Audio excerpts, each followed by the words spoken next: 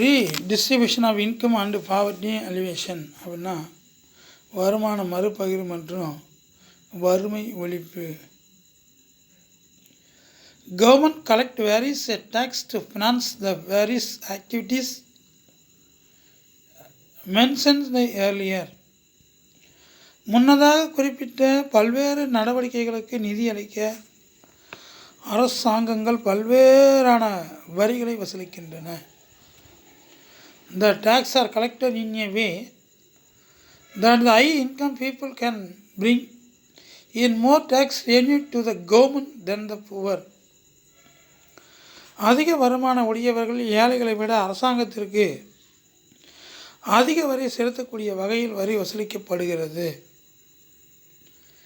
The governments also spend money such that the poor are given some basic necessity of life like food, shelter, clothing, education, health care and monthly income to the very poor persons.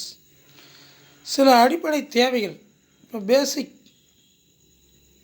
இப்போ நமக்கு அடிப்படை தேவைகள் அப்படின்னா பேசிக் needs. அதில் first நமக்கு என்ன வேணும்? மெயினாக ஃபுட்டு, நல்ல உணவு இருக்கணும். செகண்ட் ஒன்றில் ஷெல்டர், உறைவிடம் அல்லது தங்கும் இடம் இருக்கணும். நெக்ஸ்ட் ஒன்றில் கிளாத்திங், நல்ல உடை, அதான் உணவு, உடை, இருப்பிடம். அதர் ஒன்றில் எஜுகேஷன், கல்வி. நெக்ஸ்ட் என்ன வேணும்? Health care. இப்போ தான் கொரோனா வந்துட்டு நம்ம சுகாதார பாதுகாப்பு என்பது மிக மிக அவசியம். அதோடு மட்டும் இல்லாமல் அப்போ நெக்ஸ்ட் ஒன்றில் நம்ம monthly income to the very poor persons, மாத வருமானம் போன்றவற்றினை ஏழைகளுக்கு வழங்குவதற்காக அரசாங்கம் பணத்தை செலவிடுகின்றது. This collecting tax and spending for the poor to reduce poverty. அரசு வரிகளை வசூலிப்பது மற்றும் ஏழைகளுக்கான செலவினை செய்வது, அரசு எவ்வாறு வருமானத்தை மறுபகிர்வு செய்கிறது மற்றும் வறுமையை குறைப்பதற்கான நடவடிக்கைகள் போன்றவற்றினை செயல்படுத்துகிறது. ரெகுலேட் த எக்கனாமி. பொருளாதாரத்தை ரெகுலேட் அப்படின்னாங்க ஒழுங்குபடுத்துதல். ஏன்னா சம்பாதிக்கிற பணத்தை அதை வீண் செலவு பண்ணாமல் அதை எப்படி ஒழுங்குபடுத்தணும் அப்படின்னா பல்வேறு வகையில் பசங்களுக்கு ஃபீஸ் கட்டணும், வீட்டு வாடகை கொடுக்கணும். அது மட்டும் இல்லாமல் இதர செலவுகள் நிறைய இருக்குது. அது எப்படி நம்ம பொருளாதாரத்தை ஒழுங்குபடுத்துதல் அப்படின்றது தான்.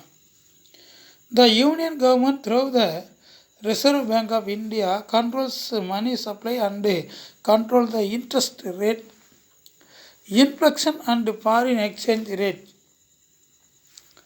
மத்திய அரசு பணத்தினுடைய அளிப்பு, மணி சப்ளைனா பணத்தினுடைய அளிப்பு, மற்றும் கண்ட்ரோல் த இன்ட்ரெஸ்ட் ரேட், அந்நிய செலாவணி ஆகியவற்றை இந்திய மைய வங்கி மூலம் கட்டுப்படுத்துகிறது. இதன் விகிதத்தில் அதிக ஏற்ற இறக்கங்களை களைவதே மைய வங்கியினுடைய முக்கிய நோக்கமாகும். Main objective is to remove too much of a fluctuation in this rates. இதன் விகிதங்கள் அதிக ஏற்ற இறக்கங்களை களைவதே மைய வங்கியினுடைய முக்கிய நோக்கமாகும்.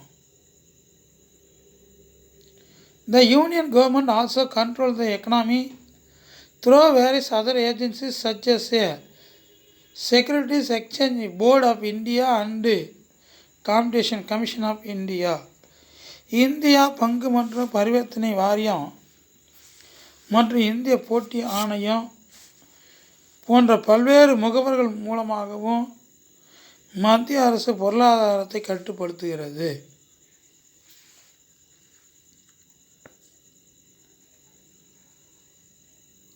The union government also controls the economy through various other agencies such as Securities Exchange Board of India. இந்திய போட்டி ஆணையம். And Competition Commission of India, அதான் போட்டி ஆணையம். அதுக்கு முன்னாடி இந்திய பங்கு மற்றும் பரிவர்த்தனை வாரியம். All the government in India run public sector enterprise to provide important goods and service at an affordable rate to the people. இந்தியாவில் உள்ள அனைத்து அரசாங்கங்கள் மற்றும் பொதுத்துறை நிறுவனங்கள் மலிவு விலையில் அத்தியாவசிய பொருட்கள் மற்றும் சேவைகளை மக்களுக்கு வழங்குகின்றன. நெக்ஸ்ட் ஒன் டைட்டில் வந்து பார்த்திங்கன்னா டேக்ஸ். டேக்ஸ்னால் எதை சொல்லுவோம் நம்ம? வரி. The origins of the word tax is from taxation which means an estimate. வரி என்ற சொல் வரி விதிப்பு என்பதிலிருந்து உருவானது.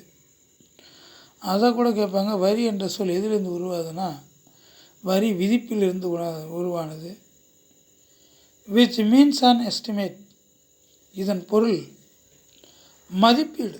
எஸ்டிமேட்னா என்ன கண்ணு? மதிப்பீடு.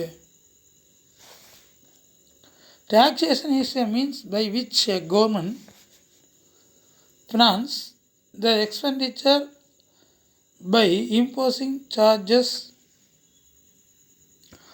on citizen and corporate entities. வரி விதிப்பு என்பது அரசாங்கத்தால் தனது செலவினங்களுக்காக பொது மக்களிடமும் பெரு நிறுவனங்களிடமும் வரிகளை விதித்து வருவாயை உருவாக்கக்கூடிய ஒரு வழிமுறை ஆகும். The main purpose of taxation is to accumulate fund for the functions of the government machinery. அரசு இயந்திரங்களின் செயல்பாட்டிற்காக வரியின் மூலம் நிதி திரட்டுவது வரி விதிப்பின் முக்கிய நோக்கமாகும். Tax has come into forefront on account of the new concept of welfare state. வரி விதிப்பு முறை நல அரசு என்ற கருத்தை மையமாக கொண்டு செயல்படுத்துகிறது.